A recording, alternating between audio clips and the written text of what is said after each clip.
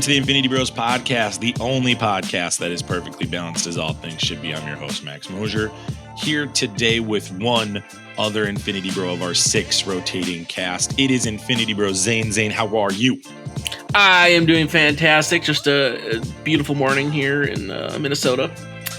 Ready to talk about some Last of Us. And, you know, it's not super often we do these morning episodes, but I kind of like it because I'm kind of more in my prime. I come home from work. I'm kind of in that wind down time. And, you know, I had a lot of the time at work to think about what I'm going to say and want to talk about. So I'm ready. I also like that we don't get the dark red shaded room that you live in that looks like you're a secret Russian agent, or that you live in your mom's basement. You just like red light bulbs. I'm just really thrilled that we're Well, you do know that the red light is because it's a Darth Vader lightsaber light. Like, Sure. That's why it's red. Which, I mean, it makes sense. But, I mean, yeah, because I got to have all these, like, darkening curtains because it's like I sleep during the day. So I got to get my room as dark as possible. And so when it is dark out, it just makes it even darker. So You're a night owl, overnight guy, big overnight guy. Yep, big fan. We got a jam-packed show for you today. It's a big week here on the Infinity Bros podcast. We're not going to lie to you. This is episode 156. Episode 157, I think, is going to be out in the next 72 hours. We're going to be reviewing The Mandalorian, Season 3, Episode 1 later this week. Very excited to review that. It's a big season for two people. It's Jonathan Majors, who's got Creed, and obviously Ant-Man just came out. And then it's Pedro Pascal, who is just dominating television right now with The Last of Us and The Mandalorian. So I'm really pumped. If I was him, I would be spending all the dollars right now to celebrate myself because he has earned his paycheck here. Zayne, on a scale of 1 to 6, how excited are you for The Mandalorian Season 3? What are your expectations of this coming into the week? Well, I mean, 6 out of 6 if we're keeping it on scale. Like, everything we've had from Season 1 into Season 2, like, the show hasn't missed a beat. It has hit the expectations and, you know, even gone beyond it when it needed to. And so, yeah, I'm very excited. I am pumped to see as it kind of expands more into the universe of what we're getting, you know, get more running. 'Cause, like, yeah, what are you going to do? You got Grogu back, you know, and like, what kind of adventures are we going to go on? Like, what are we going to see? And from, you know, different pieces that we've gotten and what we've seen, it's just like, you know, there's the big rumors and everything of like, hey, are we going to get Ezra Bridger? Are we going to get this? And it's just like, I'm very hyped for that because to tie in the rest with what we had with Rebels, to kind of bring all this together again, it's fantastic. I like Filoni and Favreau are been wonderful with what they're doing with this. And so, yeah, I am totally ready to see what they give us for Season 3. It's a smorgasbord of content if you're a Star Wars person. I think it's going to be great. I am not a Star Wars person. If you've historically listened to that, you're throwing up because I'm saying it again. But if you're a new listener, I'm excited. And I will be on. I think I'm going to be on the first episode. It's the only show that for Star Wars that makes me geeked to watch it. And I'm like, I haven't even watched Andor yet. But I have watched an episode of the Boba Fett series to prepare for this Mandalorian show. So like that just says everything about the Mandalorian. I can't wait. And you didn't tune into this episode to listen to Star Wars talk. That's just the preview for the episode later this week. The teaser, the appetizer. That's the appetizer. You tuned in to hear us talk about The Last of Us, episode 7, Left Behind. This is directed by Liza Johnson. Last time you and I got together, Zayne, we did not realize the director that we were talking about was such a big deal. This time I took the time to look up the director, and I can tell you Liza Johnson is not well known. She is only known, from my perspective, of Room 104, but she also is a Silicon Valley director, Zayne. Oh, okay. Yeah, so she automatically gets my my personal vote of like, okay, you're all right then. Okay, yeah. We'll take you. All right. And if you're a Barry fan, I know Barry and What We Do in the Shadows, which I have not seen, those are big series as well. But not really, I think, well known outside of those products. But this is her directing time in this. This one, obviously written by Neil Druckmann, Craig Mazin, as always. We talk about those every time. Pedro Pascal, you know him. Bella Ramsey, Ellie Williams. I'm very excited to talk about her in this episode with you, Zane. And this features the introduction of Storm Reed, Riley Abel. I'm going to talk about her in a little bit. Terry Chen and Ian Rosilo? I don't know. I always have to mispronounce a name if I'm reviewing an episode. Yeah. They're in it as well. Very short cast, only like 7 people in this, and 2 of them played infected people. Yeah. Short and sweet. This is like about as much of a bottle episode as you can get from The Last of Us. All I can think of is you saying it's a bottle episode is that episode from Community. Like, Abed, we don't know what you're talking about. It's a bottle episode. Super meta. If only Ellie spoke like Abed, the show would be so much better. I'm kidding. The show's already really good. Up through 6 episodes, Zane, before we get into spoiler reviews and talk about the show and break it down, what have been your thoughts on this episode, or on this series so far? You've been on a couple episodes with us to talk about the show. Obviously, you've played the game. I have not. Through 6 episodes coming into this episode, what's your rating been of the series? My rating as a whole has been a 6 out of 6. Like, I've loved what they've done. I've loved the story that they've told. I know that some people have been knocking on it for a lack of action, but we knew that coming in, and it has enough of the story that it's telling that I feel like they've used the action in the spots well when they've needed to. So for me, so far, it's 6 out of 6. Like, I think, in my opinion, for what it has been, episode 3's been the only weak point. There's definitely been better episodes, but through the whole course of what we've had and the story it's telling and what it's accomplishing, it's 6 out of 6 because it's telling the story as it should be told, and it's hitting the points, it's getting the emotions across, it's conveying what you'd want to see from a video game adaptation, and I think it's doing that very well. And for that, for me, I give it a 6 out of 6. I was on the episode 3 discussion episode, and you kind of referenced episode 3. A lot of the critics loved it. Remember, they had access to that episode before everyone else. So there's a lot of hype around that episode. And I came on the show and I said, hey, I really enjoyed the episode. I gave it still, I think, a 4.5, which I would still stand by out of 6. We'll get into our rating system in a bit. Forgive me if you're not familiar with that. But I had articulated at the time, I really want to see Joel be a badass. I really want to see him really thrive. I came on a later episode and retracted that statement. And I've been very pleased since episode 3 with how the show has gone. I think episode 3 to me was a true fill in the gaps episode. And we're going to talk about this episode more in detail, so I won't get into why I think this, but this episode is very similar to episode 3, but does it in a much better way, in my opinion. And I'm excited to talk about that. Very similar episodes, actually. But this episode provides a lot of backstory and connects some dots for the audience that are unfamiliar with the character of Ellie. And I think it's going to be really, really important down the stretch this episode. Also, we get Storm Reed. I want to talk about her real quick. Storm Reed is known for, in my opinion, one of the worst movies ever made, Wrinkle in Time. This poor girl played Meg, the main character in this movie, and I forget which episode. I'll try to go back and find it, and if I can, I'll put it in the show notes. A Wrinkle in Time was a book that I loved growing up, and I felt that Ava DuVernay absolutely butchered this film. Like, it was awful. It had nothing to do with anybody in it. It had everything to do with the people behind the camera and the decisions made. And so I feel for Storm Reed because I think for her, that would have been her big moment. And she's had some other interesting opportunities to act. She's been in Euphoria. She plays the daughter of Deadshot, or Bloodsport, excuse me, in The Suicide Squad, the James Gunn film. She's in The Invisible Man. She's in Don't Let Go. She stars opposite of David Oyelowo.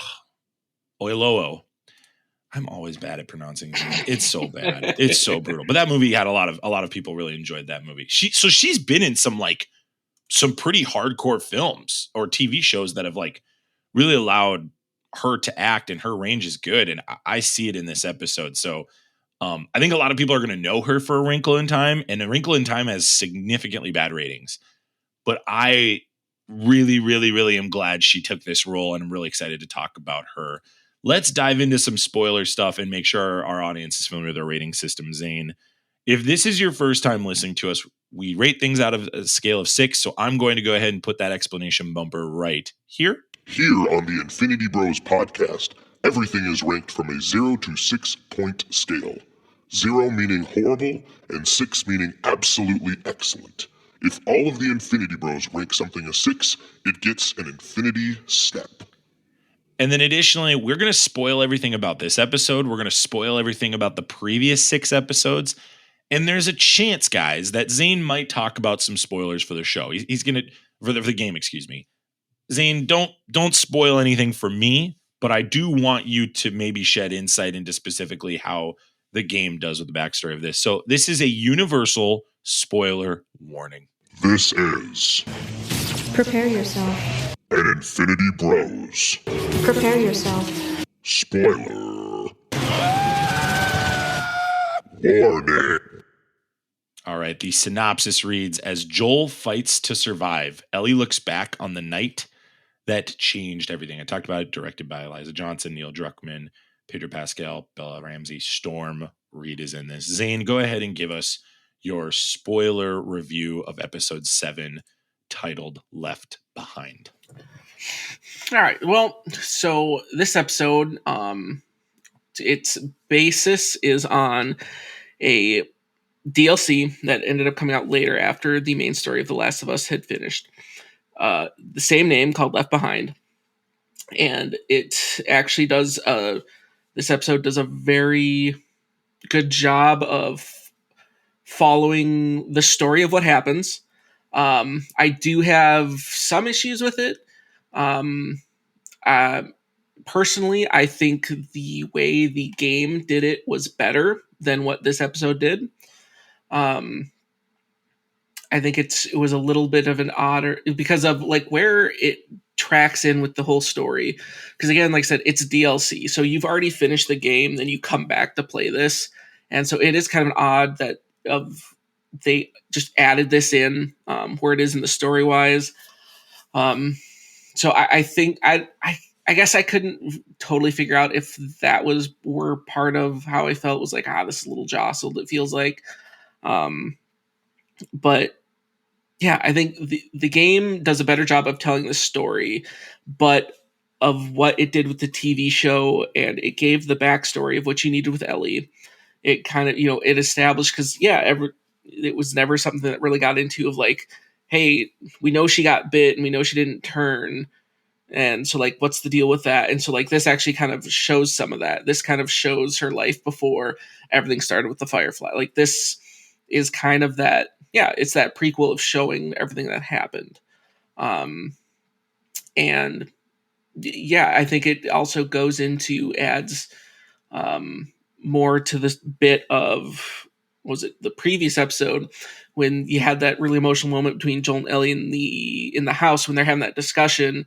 And I know that was a shot for shot from the game. Fantastic how they did it, of when, she brings up this daughter and like, they're basically saying like, I've lost people too.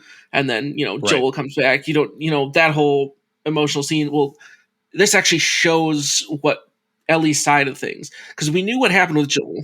We knew losing the daughter, his brother we saw what happened with Joel, but we don't really see what it is that Ellie lost. And then this episode comes and you see that. And I think it takes a little more of that cognizance, because you realize, like this has a little more weight to it. So Zane, pause real quick. While we're here, what did the game do differently for our audience that's in my camp that you felt was better than this? All right, so part of just how the pacing works with the DLC in the game. So how it sets up from this is it still kind of takes in after, Joel is, bleeding out, gets his injury. So what it does in the game is like, okay, I guess in the show, they just kind of trigger the flashbacks like right away. In the game, she leaves Joel and she finds an old abandoned mall because she's looking for supplies to whatever she can find to try to help heal Joel. And And when that's she what triggers her memory. That's what, as she's going through this mall, that's what's bringing the memories. And so, and then that's also a different point because it's because while she's going through this mall, it's jumping back and forth. So it has a section of her remembering her night with Riley, but then it jumps back as she's through the mall in the present time. But the group of raiders that they had that run in, which, you know, how Joel got his injury, like she fights them in the mall because like they're still like pursuing her. So like in the DLC, there's it's jumping back and forth, but there's way more action. And I think with this episode, they cut all that the present action part out, and they told the backstory. And I think that really slowed things down a lot. And I know personally that was something that I didn't really like. That it was like there were times I was like, oh man, this is just really slow. And that's what I mean by it was a very counter to what the DLC was, because it was like it was jumping back and forth. It wasn't just this whole, oh, here's the full backstory and then back. It was remembered a bit of this, and then it was back to the present of her looking for the medical supplies or fighting these raiders, and then she'd walk by, you know, another thing, and then it would trigger another piece of the memory. And so I understand that there's a lot of things in adaptation wise that it doesn't necessarily carry over. I think it would actually have been really cool if they probably would have done it a little closer to that, or at least have some of that moment of where she's doing more of the fighting or having more of that action. But I also understand of just, hey, we need to tell this story. But in my opinion, this is where it becomes more glaring, and this episode loses a little more of the shine um, that it shouldn't have, because I feel like what they did with episode 3 with Bill and Frank took away some of the luster this episode should have had. Because, like you mentioned before, this basically just kind of retold the same story we got in 3. And I feel like they kind of wasted some of that telling that story with Bill and Frank on throwaway characters. I got to cut you off. You're nailing everything I think about this episode. And I have no context to what you're talking about, but that to me sounds like a way better storytelling narrative of this episode. I'm giving this a 5.2 out of 6. I really enjoyed this episode. This is a good episode. This is a really, really strong episode. And I don't think a 5.2 is not a bad rating at all. I think it did do a lot of what episode 3 did. And I think this love story needed to be more central than that. I think they really propped that one up. And those guys aren't coming back. Right. They're just not coming back. Ellie is the cornerstone of this show. And she needs to have, it needs to be her and Joel held up. It needs to be the relationship of Joel with his daughter. And it needs to be the love story of Ellie and her friend. And I'm totally with you. I wanted, with what happened at the end of last episode, with Joel bleeding out, you can't just leave him shivering there and then 30 minutes come back to him later. I just don't like that. It's like, why are we stalling on such a big cliffhanger? Why are you leaving me now for another episode? That's 2 episodes I'm stuck on this cliffhanger. I don't get it. I don't understand that choice. But you know what? The story was great. The story was tremendous. They did a great job with how they shared this story. Storm Reed, the reason I kind of spent some time talking about her was because I think she has not been given a role that's juicy to get her on the mainstream market. And I think she nailed it as Riley Abel in this episode. I think Storm Reed was tremendous. She carried a lot of emotional, heavy things in this, from basically watching these bombs to carrying the knowledge that this is the last day I'm with you. You can sense that both of them are speaking, but their faces are doing a completely different dance. And I would credit Bella Ramsey. She continues to shine in this role. She continues to be the Ellie Williams that everybody chastised at the beginning. I think take a bow, Bella Ramsey. You're doing a great job. 6 out of 6 from both of them. This is to me on Druckmann. I'm back on Druckmann. The same feedback I give episode 3. I'm like, Druckmann, you're doing too much here, man. You need to. Your story's laid out. Let's. I agree with you. Let's bounce back and forth. Give me a little more time with Joel. Joel is dying. This is the central character. I just, it's similar to episode 3 for me in the regard of like, I want to be with Joel and Ellie. I want to know Ellie's backstory, and this backstory is big, but why did Bill and Frank get a better arc than Ellie and Riley did? And maybe Right. this could have been 2 episodes. Maybe we could have started this last week. Maybe last week we get a shot of her backstory origin starting, and that's the setup for this episode. So I don't have to be stuck on Joel being stabbed by a baseball bat. I don't know. Not claiming I can write better than these guys. I'm just making a point of that's a really, really big moment in this show. And I know it'll get resolved, and I know this show will do what they need to do. I know that. This show, Robbie said this last week on the last week's review. This show is probably going to be a 6 out of 6. I feel good about that. I feel confident in saying this is going to be a top 5 show this year. But they're just doing some things, some decisions that I'm just like, what are we doing here? Why are we taking the 2 most important things here were Joel being stabbed in this relationship with Ellie and Riley. And I think the Ellie and Riley one just got a little more, just a hair more. And if we had bounced back and forth, it would have way more impact. The other feedback I'll give about this episode, Zane, before we break it down is, why did it cut off before Riley turned? Or did Riley shoot herself? Is that coming later, do you think? Well, I can't speak on that, but that is actually how the DLC ends as well. It left it open-ended. Oh. And so it left it that you assume she succumbed to the disease, because we already know what happens with Ellie. So like that's how the DLC in the game also ended. You could do that in the game, but in this show, man, it's a powerful scene to watch Ellie kill her. Right. I think we really missed an opportunity here. I really do. I understand sometimes you want to leave some things open-ended. I don't think that was the right choice in this episode. I wanted to see it. I think it would have really, really, really set up Ellie. That would have been it. That was the one more thing I needed from it. Yeah. Right. This is a great episode, though. I'm knocking a lot of things in storytelling, but my only gripes in this show right now are some of the decisions Druckmann makes. I have no gripe with any of the actors. I have no gripe with any of the directors. Every director has shined. I think Liza Johnson really did a great job in this episode. Her shots are really tremendous. The mall stuff, the aesthetic there was great. I really, really enjoyed that. Let's break this episode down. I'm sorry I keep cutting you off, Zane. I just wanted to make that point. As somebody who hasn't played the game, I don't know if I'm making a fair criticism or not. No, that's totally fair. And I think just from my standpoint, if they would have gone that route in the show, I think that would have made this episode better than what the DLC was. But because they didn't, and because they didn't do the flipping back and forth, that's why, in my opinion, the game version in this was significantly better than the episode. But I think that would have definitely leveled, if not, given it a little more favor if they would have done into that. But I guess maybe this is getting a little too far ahead of things. This is kicking off a huge arc from the game of, and what we're going to get in the next episode of this stuff's about to get really heavy. Like there's potential for our next episode that like season or like episode 5, like epic top of the line. Like this is kind of that next point of like, if they do this right, it's going to be a very impactful episode next episode. Yeah, episode 5 is one of the best hours of television ever.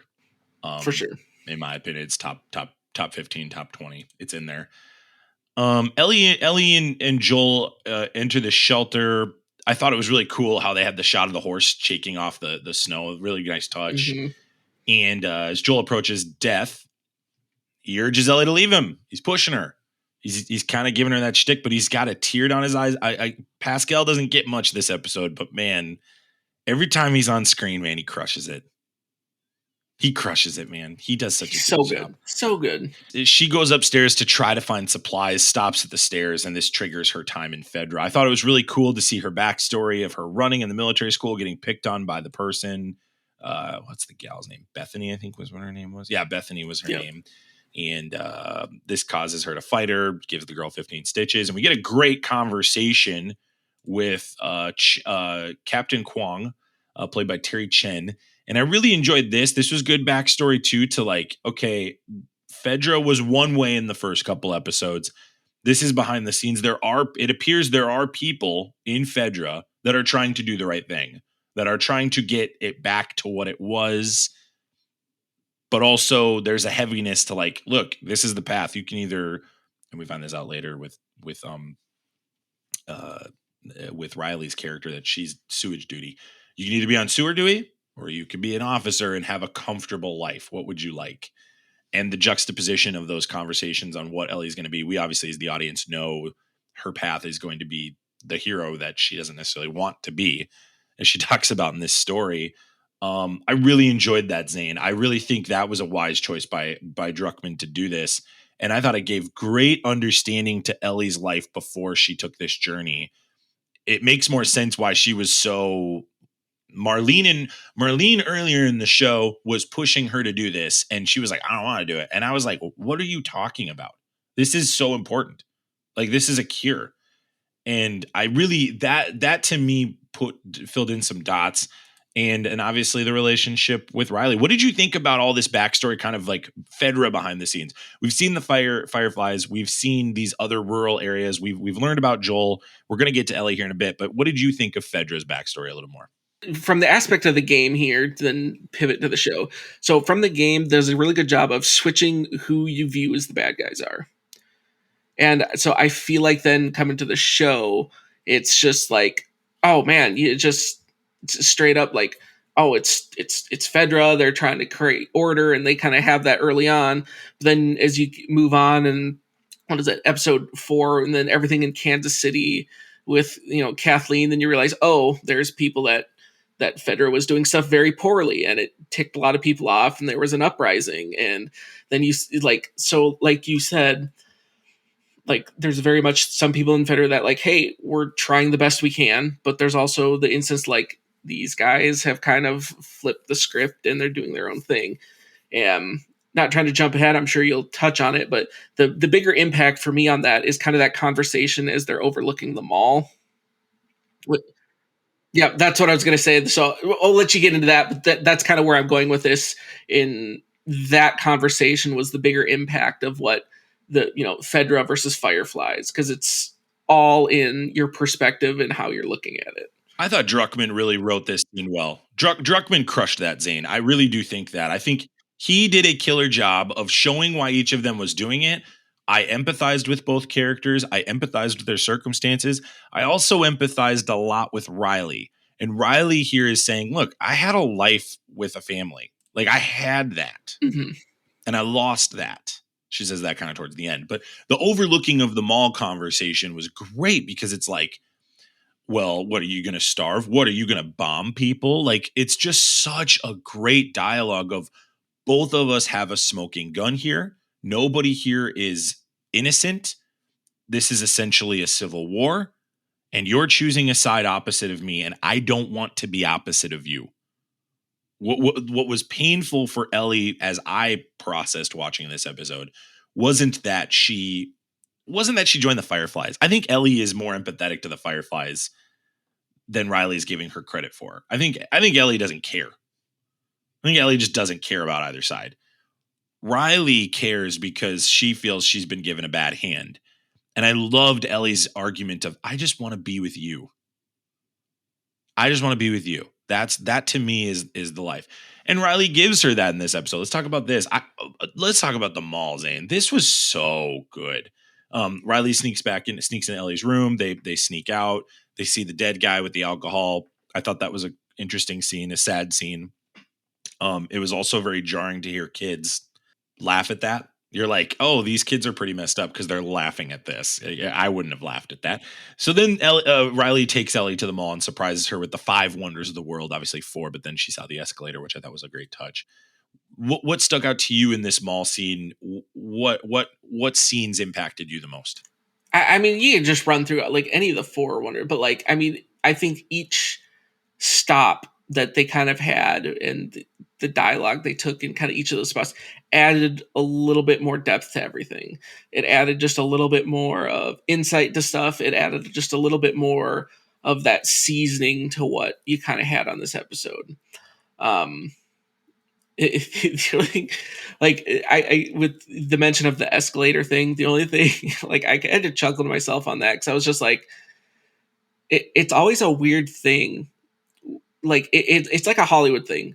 You get this trope of the first time like someone sees an escalator, and it's like they freak out like Ellie did, or you get the reaction of like in Elf, like you don't know what to do. But then like I think of myself, and it's just like it was just an escalator, and you just got on it. It just seems like it made me chuckle because I feel like that's one of those things that they overplay of like, oh my goodness, what is this? But in the reality, it's just like you just get on it and you go down. Like The characters don't realize they're doing it. They're commenting on capitalism. They're talking about like these things were Yep. stolen. Why did they steal shoes? Like there's so many dialogues here of like, what on earth? Why did they leave the women's lingerie, but they took or the soap. They stole the shoes, but they left the soap. Yeah, I really, really thought that was really clever. And I love going through this world through the eyes of Ellie. I really appreciate her authenticity.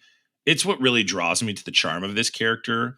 And also, too, I think Riley was really fascinating to see.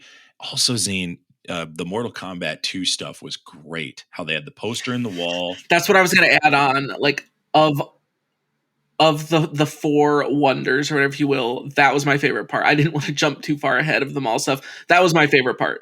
Like the fact that, and like if you watch kind of the after episode, they kind of I think it was Mason or whatever kind of explained a little bit on that. Of that was the whole point, that the Mortal Kombat 2 poster, like coming from Ellie, like it was just a poster she had. This wasn't like a real thing. She'd never actually played the game before. It was just, this is a cool poster. And then that's what kind of added that depth, that Riley's like, hey, here's this Mortal Kombat 2. Here's this poster you've seen and hang in your room that you've never actually experienced this game before.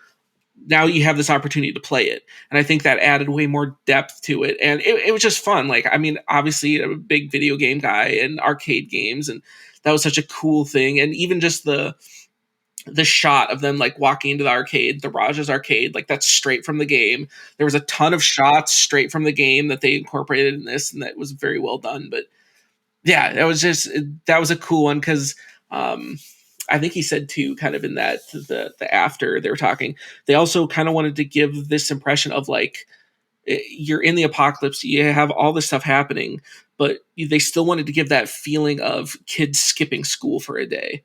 And what would kids do? And I thought they nailed that. What would a kid do if you skipped school for a day? You'd go hang out at the mall. You'd go to the arcade. Ferris Bueller's Day Off. Right. And I thought they captured that so well, even though it was just Ellie and Riley. It's in an apocalypse. Everything's run down and everything else, but they still capture that feeling of, hey, we're skipping out on school and we're just having a fun time. And that was very well done to me. Yeah, I agree. I think this was really well done. And props to the design team, to the people who are building these sets. I thought there was a lot of care and attention to detail in that. And I really appreciate the color schemes here. This is again why I'm praising Liza Johnson. I think behind the camera, she just had some pretty remarkable shots. How you're turning to the Mortal Kombat 2 as a viewer, I thought that was really cool. Cause I was like, what game could they possibly be so excited to see? Because for me, I'm like, I see the Galaga machine. I'm like, why are we looking anywhere else? The Galaga machine's right there. Right there. That's it. But I was like, what? And then it clicked for me Mortal Kombat 2. And that's just really good storytelling. That I saw the Mortal Kombat 2 poster. I didn't think really anything of it. And I really appreciated that. I really, this is the wonders were great. Let's talk about the fight they get into. Obviously, they get into the photo booth. They go on the carousel. And Riley shows Ellie her room. And she communicates that the Fireflies have assigned her to Atlanta, and Ellie sees she wants to kiss her at the arcade, and then when she sees the room and sees the bomb, they have this huge tension and fight. And this, I thought as a viewer, Ellie's going to go off and she's going to fight it, or she's going to come back and have to save Riley. Again, great storytelling. There's a yell. I think it's Riley, and it's not. I was on the edge of my seat once I saw the infected person. Like I was just I couldn't pay attention to them. I was like looking behind them the whole time, which I don't know if that's necessarily a good thing, but it is what it is.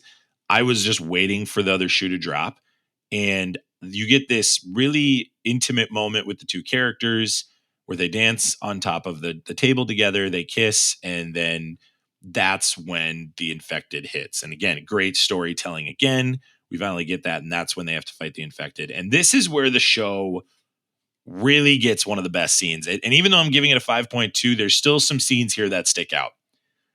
The scene when they both realize they're bitten was one of the most authentic zombie bite transference scenes I've ever seen. I felt it was full of emotion. This is the best scene to date from Ellie Williams, Bella Ramsey's character. I loved what she does here. I love the scream. I love the grief they both experience in a short time. What do we do now? And I loved how that's where we bounce back for a half second, and then she goes back. She's hitting everything. She's hitting everything and breaking, and then Riley goes, "You can hit stuff over there." What'd you think about that scene? Yeah, like it was a very powerful scene to watch because it's just like, and just seeing the two different reactions on it, and I know it was, I don't remember who's Druckmann. I think it might have been Druckmann that was kind of explaining some of this afterwards, because it's like it's two very different reactions. How Ellie freaks out and, hey, we're gonna break stuff, and whereas Riley's just like, this is like, this happened. And through the conversation they have and what he said, this, like, I always watch the after episode stuff. I feel like this one really poured way more insight into a lot of the things. But what he would pointed out, and it, like, I kind of picked up on it through watching it, but it like completely clicked after he said it, was that the reason why there was such the difference in reactions is because Ellie had never experienced the true loss before, whereas Riley had. And so that's why Riley could accept it and Ellie couldn't. Uh-huh. And so that's why Ellie was freaking out and smashing stuff, and Riley just sat there. And like the conversation they have of just like, this is just how this is just how some people go. It's because she's had to deal with loss and Ellie hasn't. And this is where I'm saying of like the whole point where it loses some of that luster of jumping back and forth, is because that's where it clicks then with Ellie of why she needs to fight so much harder to save Joel. Yeah. Because she doesn't want that loss. Because she's scared of it, There's another thing too here. This is a unique way to tell it. Again, you have seen a lot of zombie movies. I don't think I've seen a zombie movie where characters processed a bite like that. Like, the trope for zombie movies is if you get bit, it's like, all right, you got to put me down. It's you put it down, or you hide it, and then they turn, and then or they sacrifice themselves to advance the characters further. Right. I've never seen it where both of them have been bitten. Right. And that was what was unique about the scene. And again, this show does a great job of it. It turns tropes on its head. When I think they're going to go right, they go left, which is clearly why the game is so awesome. But you're nailing it too. I really thanks for the insight on that. I'm glad you shared that, Zane. Sure. Where Druckmann really leaned into the storytelling here is the line that Riley said was, we can't give up. If it's 2 days or 2 weeks or 2 hours or 2 weeks, we can't give up. And that was the cut to Ellie coming back. And I liked that. I thought that worked. But I agree. You're getting more of these emotional beats, I think, articulated to the audience better if you go back and forth. I would agree with you there. Like, I think this is what also really showed that, like, this should have been way more of the focus than what we got with 3, is because they had the opportunity that they could have done the double suicide, but then they were like, no, we're going to stick this out and see what happens. And that's just a complete opposite to how they handled that end in 3. Oh, that's interesting too. You're right. Yeah, that is the opposite of Bill and Frank. Because they were just like, oh, we're just going to end it. Whereas this, they were like, no, we're going to fight. And like Riley's line, whether it's 2 days or 2 weeks, like, we're going to stick. Like, that's what you would want in that scenario. Like way more impactful, way more heroic. Exactly. And I feel like it just, that moment completely outshines the ending of 3. And that's why it just, absolutely, it makes me kind of angry that I was like, it took some of the luster off this episode, because that should have been the focus. not with what, not Yeah. the attention and that 3 got. Like, I feel like it just took some of that spotlight from this. I think a character that is going to fight in circumstances where the odds are against them always trumps the depressed character every single time. Yes. And I think this gives even more credence to the character of Ellie. She is not wanting to be a hero, yet she is one of the most heroic characters in the show. I think Riley was viewed that way. It completely changes the view of of this relationship to me because of their heroic nature. And I think Riley, even her motivations to join the Fireflies is heroic. And I think Ellie's motivations to stay with Fedra are heroic. I think hey, we could change this is a conversation they have. And I think that was so much better, that hit so much more. I just wanted Druckmann to connect a couple dots. That's it. This is completely on storytelling. It is not on anything other than him. Johnson and Ramsey and Reed, Pascal, for the 2 seconds he's in it, they're great. And this backstory really fills in that gap. I'm a huge fan of Ellie. I said a couple months ago that 11 is probably on the Mount Rushmore of female protagonists. And I was kind of thinking, I think the gal from Alien, I would put her on there. Mm-hmm. But I don't know many female protagonists I'm putting on there. We're starting. This has been the era, I think, the last 10 years of stronger female protagonists. I think there's a very strong candidate here with Ellie to be one of the main female protagonists in fiction moving forward. And I'm really excited about it. And I think this is a really cool age when you see 11 and Riley, and I'm sorry, 11 and oh my gosh, I'm Ellie. mixing up names.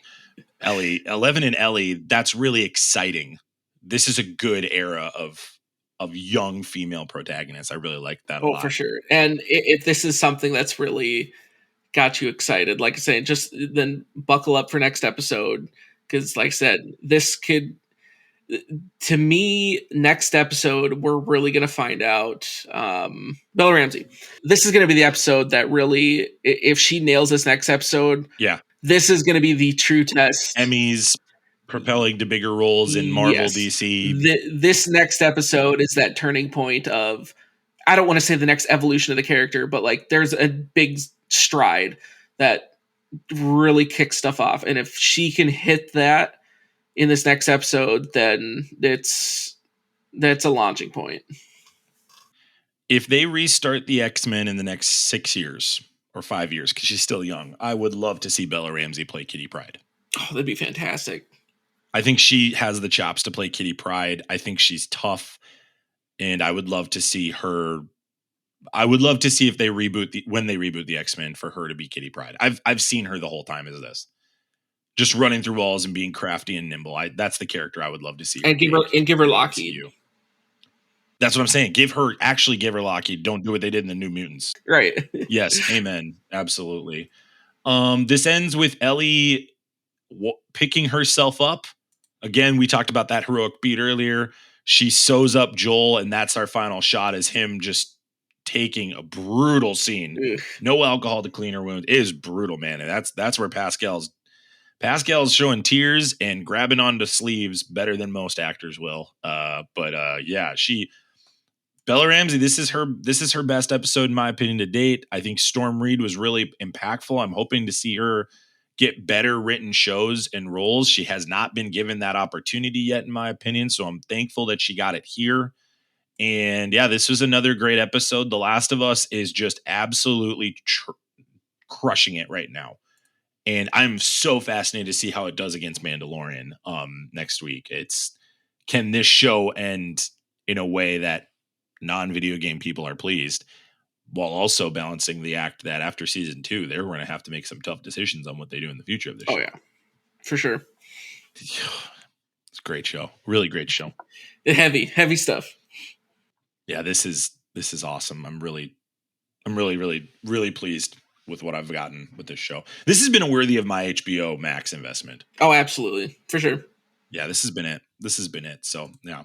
Well, any other comments on this episode left behind before we go, Zayne? Well, I guess it's just a super random one. I just want to throw in there, just in the actual DLC, she doesn't just find needle and thread. She actually finds a med kit. Oh, okay.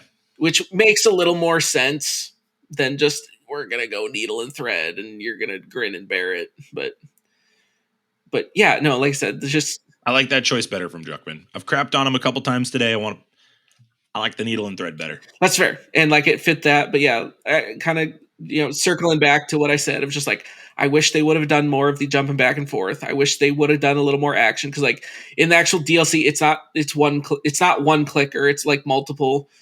Sure, the DLC was way more action to it, and I understand they wanted to focus on the story, but I would have liked if they would have done it a little more like they actually did in the game. But what makes episode 5 the best so far is that they had multiple clickers fighting. Right.